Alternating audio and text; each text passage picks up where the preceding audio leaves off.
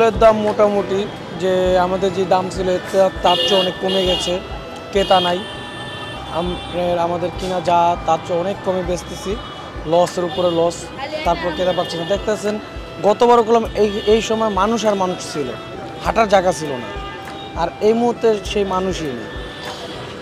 যে বিক্রি যে কার্টনে মাল রয়ে গেছে, যে সব জায়গায় মাল রয়ে গেছে, এই হিসাবে এতখানি মাল থাকার কথা না।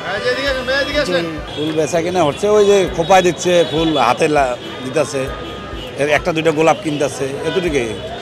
মানে কেউ বেশি ফুল কিনতেছে না, কম। আগের বারের চেয়ে এবার আরো ফুল কম কিনতেছে মানুষ। ফুলের দাম তো আগের বারের মতনই আছে, মানে বেচা কিনি হচ্ছে না ওই রকম। ফুলের দাম, ফুলের যেটা বাইরের ফুল ওটা তো দাম বেশি, দেশি ফুলের দাম তো কম। বাইরের গোলাপগুলো হলো 100 টাকা পিস, আমার দেশি গোলাপ হলো 40 টাকা, 30 টাকা, 50 টাকা। যেমন আপনার পিঙ্ক রোজগুলো যদি দেখেন, এগুলো হচ্ছে আপনার ইন্ডিয়ান গোলাপগুলো যদি নেন আপনি, এগুলো আমরা রাখতে পারি হচ্ছে আপনার 50 টাকা পাইকারি আমাদের 50 টাকা। লাল গোলাপ যেগুলো দেখেন এগুলো হচ্ছে আমাদের পাইকারি 20 টাকা, 50 টাকা, 60 টাকা, এরকম বেড়ে ব্যস্ত হয়। বিভিন্ন রেট আপনার এই যে যেমন চাইনিজ ফুল নেবেন, স্টিক আছে 50 টাকা, 20 টাকা, 30 টাকা, বিভিন্ন রেটের মাল আছে। লিলি যদি নেন 500 টাকা এক স্টিক লিলি, এটা হচ্ছে আপনার ইন্ডিয়ান।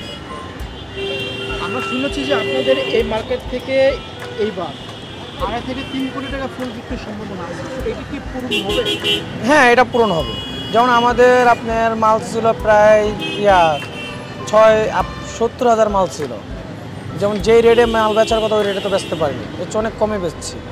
এরকম আপনার সব জায়গায় সবারটা মিলে আপনার 3-3.5 কোটি টাকার মাল বেচা হবে।